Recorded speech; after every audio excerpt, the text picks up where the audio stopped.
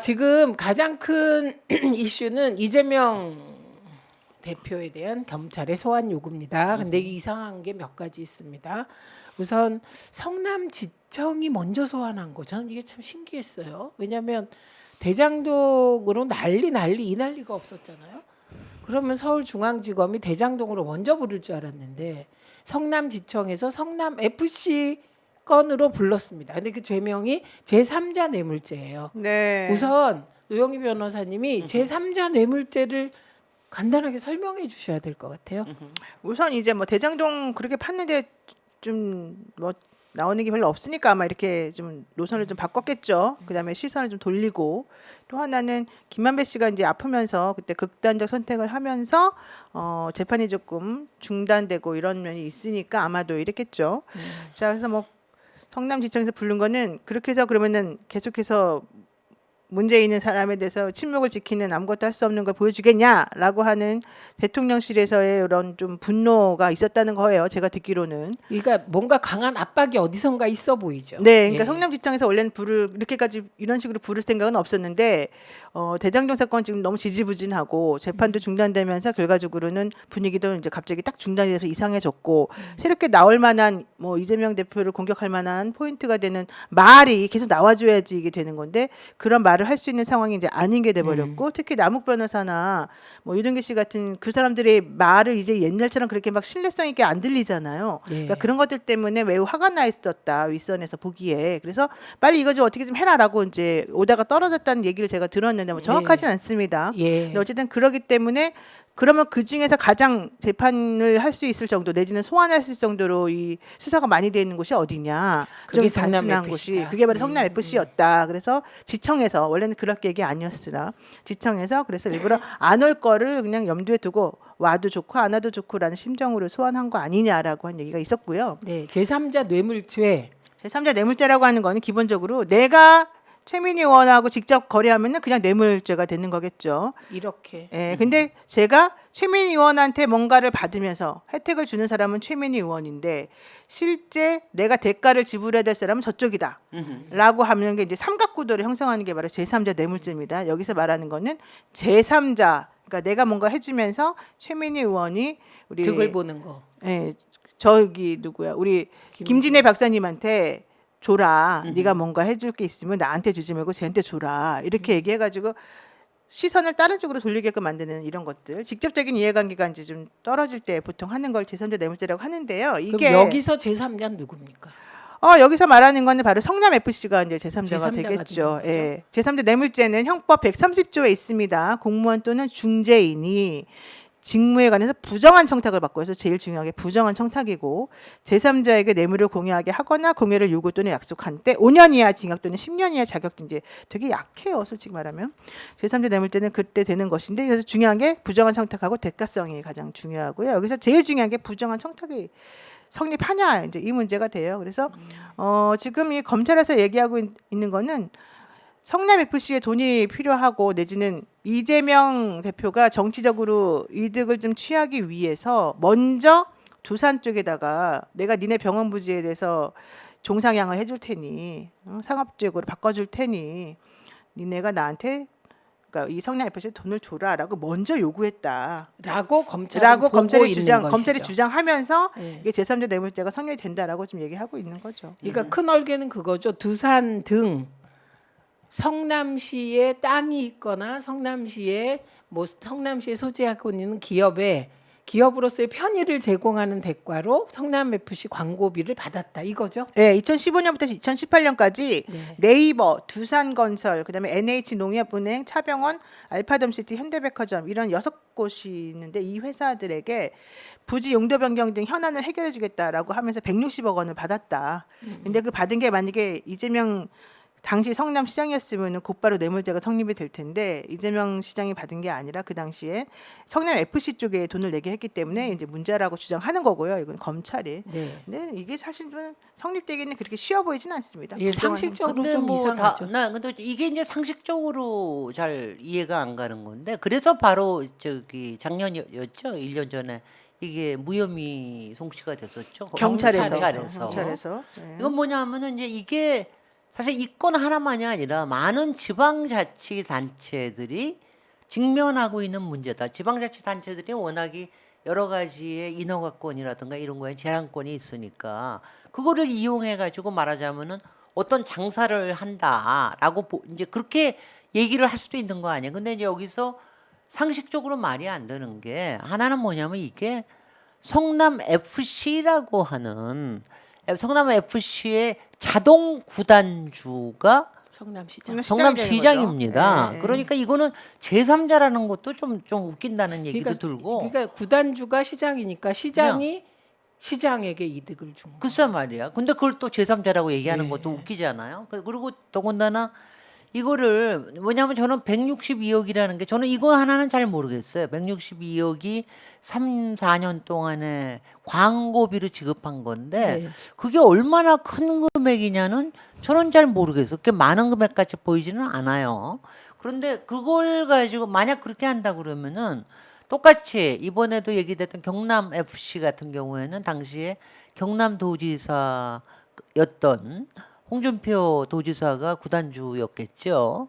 만약 거기도 비슷한 문제가 있었는데 그런 거에 대해서 뭐라고 얘기하겠느냐. 이건 지방자치단체의 여러 가지 부분을 다 마비시킬 수밖에 없는 이런 일이다. 그리고 그때마다 그걸 가지고 제3자 뇌물이라고 얘기할 것 같으면 저는 이거를 뭘로 보냐면은 마찬가지로 공익에 이바지한 거로 보거든요. 그러니까 여러 가지 이제 이런 것들에 공익에 이바지하니까 이것저것 이른바 약간의 저기 호의적인 눈으로 여러 가지 행정적으로 여러 가지 편의를 봐주는 쪽으로 좋게 흘러갈 수도 있다고 보는데 이거는 공익에 이바지하는 방향으로 된 것이지 이게 사익에 의한 게 아닌데 왜 뇌물이 돼야 되느냐. 근데 이게 이게 이상한 거죠. 이게 무슨 얘기냐면 남양주 제가 시장 나갔잖아요. 네. 그때 남양주 시장 나오면서 공약을 굉장히 많이 했습니다. 네. 그리고 상대방은 세계 굴지의 반도체 기업 유치를 공약을 했어요. 저도 무슨 병원을 데려오겠다 막 이렇게 유치하겠다 했는데 그러면서 그 병원 쪽 관계자를 만나서 우리가 이러이러한 혜택을 고려해 보겠다 이렇게 말을 하게 돼요. 네. 예. 네. 그래서 관계가 예를 들면 남양주시의 정치인과 그 병원이나 기업 만나는 기업은 관계가 갑을 관계가 우리가 슈퍼을이에요. 왜냐하면 네. 저는 그 A라는 병원 쪽을 접촉을 했거든요. 접촉했는데 그쪽은 이미 하남 쪽하고 얘기가 진행되고 있는 거예요.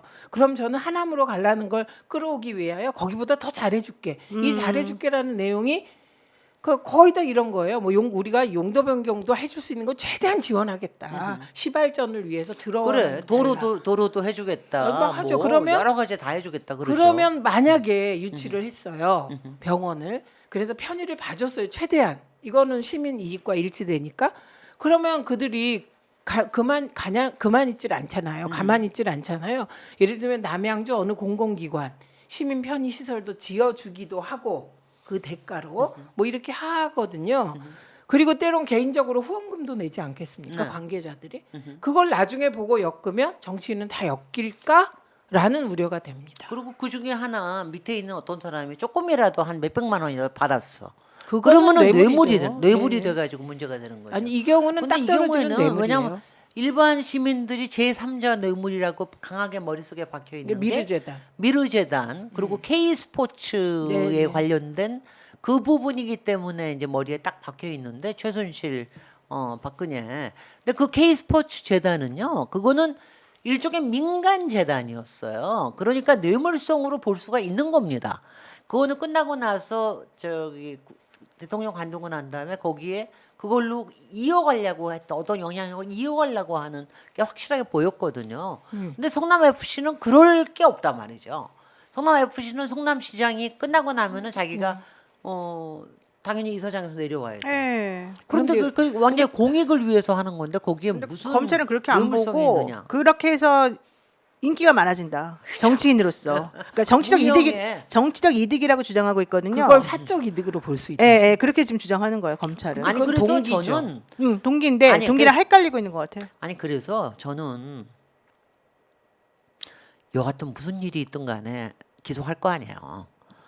네, 저는 왜냐하면 무슨 일이 있든지 간에 기소할 두산 등 거고. 그 상대방이 기소됐습니다. 저는 이거는 무슨 일이 있든지 간에 기소할 거고 28일 날 한 거는 사실은 우리는 이제 김만배 일도 있고 그래가지고 안 될 거다. 내년에 이제 구정 네, 이후에나 내년에. 가능할 거다. 뭐 이러고 했는데 하여튼 올해 안에 이걸 흔들고 싶은 욕망이 있는 자가 있고 그다음에 내일 이제 27일 날 대사면이 있고 나면은 또 난리가 날 겁니다. 그거를 덮으려고 그러는 욕심도 저는 좀 있었던 것 같고 그런데 이거는 저는 이것도 지금 뭐 소환에 응하느냐 마느냐 뭘 가지고 얘기를 하는데 이런 종류 이거는 법리적인 해석의 차이라서 아까 말씀하신 대로 국민의 여론뿐만이 아니라 판사의 판결이 굉장히 중요하다고 생각을 해요. 네. 그래서 저는 이 부분은 이런 거는 그냥 저는 저기 문서로 소환 조사 저기 문서로만 저기 밝히고 그러고 난 다음에 이런 거야말로 재판정에서 밝혀져야 되는 게 아니냐. 저는 그렇게 생각을 합니다. 이게 이거는 제가 아까 뭐냐면 네, 검찰이 네. 뭐 조사할 게 없어요. 이미 다 사실들이 다 있는 거예요. 제가 아까 말을 이미- 부정확하게 이미- 했는데 네. 종상향이 아니라 용도 변경이었어요. 용도 변경. 병원 네. 부지를 네. 상업시설. 아, 용도 그게 변경도 해주고 정상향인데요. 네, 네. 용도 변경도 해주고 네. 용적률도 늘려주고 그러니까 어쨌든. 네, 이런 것입니다. 근데 이게 저희가 아직은 여론조사가 나온 게 없어서 유튜브 댓글 중립적 유튜브 댓글을 쭉 분석해 보니 60% 정도가 이상하다. 이거는 이게 왜 문제가 되냐? 성남 FC가 시민 구단이고 공무원이 시장이 당연 구단주인데 그 구단을 위하여 뭐 이렇게 광고도 유치하고 지원을 유치하는 건 뭐 조례를 실천한 행위가 아니냐. 성남시에 그런 조례가 있다고 합니다. 성남시장은 성남 FC 등을 잘 되게 하기 위하여 지원 등을 유치할 의무가 있다. 이런 요지의 조례가 있다고 합니다. 근데 몇 가지만 확인해 볼게요. 근데 그러니까 어쨌든 예를 들- 검찰은 네. 성남 FC는 공공기관이라고 보지 않아요. 음흠. 사적 기업이라고 봐요. 민간 재단으로 보는 거죠. 예, 예. 아니 형태가 주식회사 민간 형식이긴 예, 그러니까 한데 민간 그러면서 재단으로 보는 거죠. 성남시 장애인 체육회가 지분의 65.2%를 가지고 있고 네. 시민 주주가 나머지 24.28%를 가지고 있대요. 그래서 스포츠업을 영위하는 주식회사 법인이다. 그렇죠. 예, 그래서 그거는 민간 재단이에요. 성남시 산하기관이나 공공기관이 아니라고 주장해요. 그건 맞습니다. 네, 공공기관은 아니에요. 그래서 공익적인 거라고 얘기를 하는 거죠. 공공기관은 아닙니다. 그래서 이건 사적 기업에다가 이렇게 이익을 퍼주는 거 이게 바로 제3자 뇌물죄 근거다 주장하는 거죠. 근데 그렇게 그때는 뭐 얘기하면은 이재명 시장의 앞으로 개인 거여야죠. 유능한 시장이나 유능하게 해외에서 기업을 유치해 온 대통령이나 다 그런 문제들을 안고 살 수밖에 없는 거. 이게 그러니까 저기 그 만약 그 이재명 당시 이사장이 여기에다가 뭐냐면 자기 집안의 사람들을 쫙 거기다 깔아놨어. 그래서 가랑이 처음에는 그래서 어. 그 돈이 네. 일단은 성남 FC를 들어가는 척하면서 네. 이재명에게 갔을 거다라는 생각을 하고 원래 이걸 팠던 거예요. 그렇겠죠. 그러니까 3년씩이나 팠죠. 그런데 네. 아무리 뒤도 안 나오는 안 거예요. 나오는 예. 거죠. 그래가지고 지금 이제 이거를 법리 구성을 좀 달리 해가지고 실제 이재명에게 흘러갔든 안 흘러갔든 상관없다. 성남 FC에 준 것만으로도 그냥 거의 때려잡자 이재명 수준으로 예, 그런 식으로 지금 들립니다. 하는 것 같아요. 예, 근데 어쨌든 지금 말씀은 광고비 집행 과정에서 문제가 있었냐? 그건 지금까지 없었던 것으로 예, 없는 보입니다. 걸로 지금 나왔어요. 왜냐하면 이거는 공범이라고 검찰이 얘기하는 사람들의 기소 내용에 들어있지 않기 네. 때문이고요. 그다음에 또 하나는 소위 용도 변경 등 기업의 사적 편의를 제공해주는 과정에서 혹시 절차의 불법성이 있느냐? 그것도 확인해 보면 없다는 거죠. 네, 지금 현재 용도가 속하는 시설군보다 상위군에 속하는 아까 말한 것처럼 뭐 병원 부지였다가 상업 부지로 가면 네. 훨씬 더 이 그 수익이 많이 나는 곳으로 바뀌잖아요. 이렇게 변경하려면은 그냥 특별시장이나 뭐 도지사 뭐 이런 사람들이 그냥 허가를 해주면 되는 거예요. 네. 여기서 그 허가와 관련해서 무슨 내용으로 어떻게 해야 되는지 이게 이제 문제가 될 수 있는데 지금 현재 드러나는 건 없는 걸로 예, 지금 얘기가 되고 있어요. 도시계획심의위원회 절차를 거쳐서 네. 했고 그 과정의 절차상의 하자는 없었다. 그러니까 아직까지 모르겠다는 네. 건데 또 본인들은 어쨌든 뭐 해준 것 자체가 문제다라고 주장하니까. 그러니까 해준 것 자체가 문제인데 그 해준 것 자체 의도 말고 그 과정상에 예를 들면 도시계획심의위원회에 사람들을 불러요 시장이. 그래서 무조건 해. 이런 압박이 있었냐 뭐 등등의 문제를 얘기하는 건데 그런 건 없죠. 예, 그건 예. 아직 없는 것으로 되어 있습니다. 근데 저는 이상하게 이거예요. 지금 법인세 우리가 인하하려고 난리잖아요. 법인세. 그 기업하기 좋은 나라. 그게 주로 법인세 인하랑 그 가버먼트 인게이지먼트 레귤레이션 어그레시브 푸는 거거든요. 그런데 그러면 그것도 생각해 보세요. 예를 지금 삼성이 이번 법인세 1% 인하로 한 3천억 정도 이익 본다는 거잖아요. 그러면 그 전에 혹시 삼성이 윤석열 후보에 대해서 누군가 단돈 500만 원이라도 후원했다면 했다. 이건 아닌가요? 이거는 제3자 뇌물 아닌가요? 그러니까 그렇게 따지면은 대통령도 끝이 없어요. 정치적 이득을 위해서 그렇죠. 법인세 인하를 이렇게 네. 노력해 주신 분이 되는 건데 이 검찰 주장은 대통령이 직접 그렇게 한 거 아니지 않냐, 이건 정부에서 그렇게 짠 거 아니냐, 또 이렇게 그러니까 나오죠. 정부의 수반이 대통령인데 아, 이것도 똑같죠. 이 사람 그 이재명 시장도 성남 FC 당연 구단주 그리고 시장이기 그렇게 때문에 따지면 이 일을 하게 된 거죠. 이게 끝이 한두 개가 없죠. 끝이 없어요. 네. 가령 예컨대 윤석열 서울중앙지검 시절 그리고 검찰총장 시절 왜 김건희의 코바나 코바나 콘텐츠. 콘텐츠에 그렇게 많은 대기업들의 지원이 후원이. 후원이 몰렸느냐. 더 늘었느냐. 그거 왜 그거 하겠어요. 혹시나 뭐가 있을 때 뭔가 부탁하려고 그러는 거 아니야. 그리고 당시에 또 실제적으로 걸려 있던 사안들이 있었고, 그러니까 이거는 이제 조사는 이렇게 해야 되는 거죠. 당시에 실제로 걸려 있는 거에 대해서 뭐가 있었느냐, 이거를 조사를 하는 건데, 이것도 마찬가지로 그런 게 있었으면은 문제가 될 수도 있지만 그렇지 않았다 그러면은 문제 삼을 수가 없죠. 난 그래서 이거는 보나마나 법원에서 재판장에서 결정될 거라고 봐서, 네. 그래서 저는 저기 자, 그래서 소환 문제. 그 결론 소환 문제. 그래서 저는 이거는 사실은 저쪽에서 궁여지적으로 내놓은 소환이라고 생각이 돼서, 한쪽에서는 그렇게 니네가 판단을 그렇게 하면은 정정당당히 소환을 나가면 되지 않느냐, 이런 얘기를 하지만, 저는 이게 한 건이라 그랬으면 나가서 그냥 받으라고 그랬을 거예요. 근데 이게 요거 한 건이 아니잖아요. 이재명에 대해서만 한 6건 걸려 있잖아요. 앞으로 나올 수 있는 게. 남았고 네, 앞으로 이미 네. 공직선거법은 2개 기소가 됐습니다. 기소가 됐으니까. 네. 그러니까 그렇게 하고 그다음에 노웅래 건도 있고 여러 가지 등등이 앞으로 나올 수 있는 여러 가지들이 지금 검찰의 이른바 속빈 강정의 허장성세 소환 조사, 이 부분을 성립을 시켜주는 게 저는 문제가 있다라고 봐서 저는 소환에 응하지 않는 게 맞다는 생각을 근데 합니다. 대통령실에서 그런 입장을 밝혔어요. 건건이 소환될 때마다 방탄국회 할 거냐, 불체포 특권 쓸 거냐, 그거 못 버틸 거다, 이런 유지의 얘기를 대통령실 고위 관계자가 했다고 합니다. 그거야말로 부적절한 거죠. 개입, 대통령실이 완전히 가이드라인을 준 거 아니에요. 건건이 소환 조사하고 건건이 체포영장 발부해라, 이런 뜻 아니겠어요? 그렇죠. 어허. 그렇게 볼 수밖에 없는 거죠. 그리고 뭐 절차 위반, 아까 말하다 말았는데 문제 삼는 것 중에 하나는 이 2015년도에 이 부지에 근저당이 많이 설정돼 있었다는 거예요. 1,300억 원 정도가 있었다는 거예요. 그래서 뭐 그렇게 왜 설정되어 있는 곳인데 왜 이거 해주냐 그러면서 성남시의 김영발 의원이라는 사람이 단순 계산으로 1,325억 원의 근저당 설정과 30년 동안의 지상권이 설정돼 있는 부지를 용도 변경해 주는 거는 지나가는 개가 웃는 일이다, 이런 얘기가 할 정도였대요. 근데 근저당 설정돼 있는 거랑 무슨 상관인지. 그러니까 금전적인 이득을 보게 해주려고 이렇게 엉터리 같이 문제가 돼 있는 이 부동산 부지에 대해서 특혜를 너무 심하게 줬다, 이런 취지인 것 같은데, 솔직히 이게 병원 부지가 그렇게 한가운데에 있으면은 오히려 더 안 좋지 않습니까? 흉물스럽고. 그러니까 당연히 이거를 전체적인 측면에서 시장이 이걸 개발 계획하는 데에서 했다는 건 저는 당연히 잘 된 거라고 보는데, 하여튼간 뭐 엮으려면 이렇게도 엮는구나, 이런 걸 우리가 알게 이게 되는 진짜 거죠. 좀 검찰 독재 체제 시스템이라는 게 겁나는 것 같아요. 그러니까 예, 지네 마음이지 말하자면. 진짜 완전히 코에 걸면 코걸이, 귀에 걸면 귀걸이야. 근데 네 편, 진짜 내 편. 근데 소환 자체에 대해서는 어떻게 생각하세요? 아유, 저는 소환에 응하지 않는 게 맞다고 봐요. 이거는 솔직히 망신 주기로. 우리가 너무 같은 마음 아닌 거 아니야? 저는 아닙니다. 저는 소환에 대해서는 네.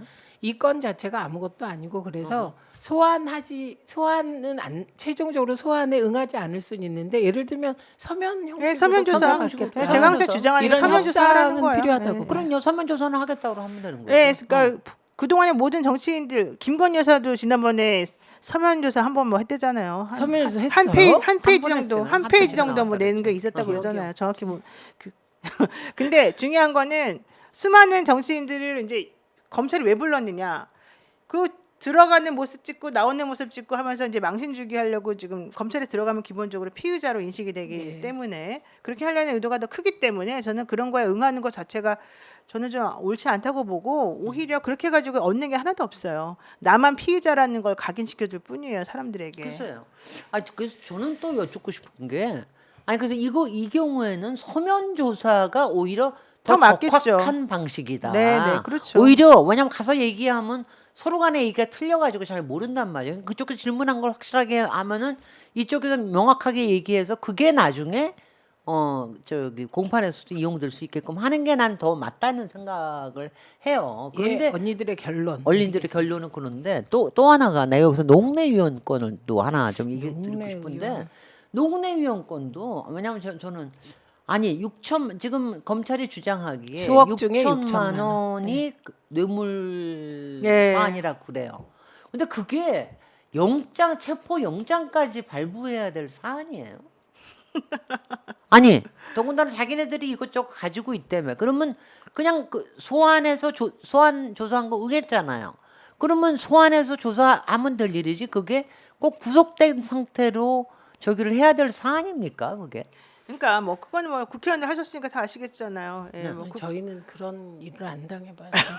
아니 근데 왜 검찰이 그거를 구속까지 하려고 그러느냐가 제가 어디에 근거해서 그게 되는 거냐? 그러니까 국회의원이 증거인멸할 우려가 있다고 생각하는 거겠죠. 순전히 증거인멸 아니 때문에. 그러니까 불구속 재판 추세로 가는 건 원칙인데 맞잖아요. 예, 그게 원칙이고. 불구속 수사, 불구속 재판 이게 네. 원칙이죠. 근데 어쨌든 검찰은 국회의원 같은 경우는 영향력을 행사하는 사람이기 때문에 바깥에 내보내주고 검찰이 수사한다고 하더라도 우리가 마치 영향력을 행사할 수 없는 것처럼 그렇게 모양새를 갖춰주게 되면 그 뭐 기업 돈을 줬다는 그 기업이나 이런 쪽에서 아직도 노웅래 의원 같은 분에게 영향력이 있고 힘이 있다고 생각해서 사실을 말하지 않을 것이다. 이제 이런 식의 논리를 펼쳐가지고 체포영장 같은 거 혹은 구속영장 같은 거를 발부해 달라고 하죠. 보통. 근데 이 경우는 민주당만 털고 있잖아요. 네. 네, 그렇기 때문에 가장 센 그 상황에서도 사실 이거 불구속으로 수사하고 불구속 재판 받을 수도 있고 불구속 기소해도 되는데 네.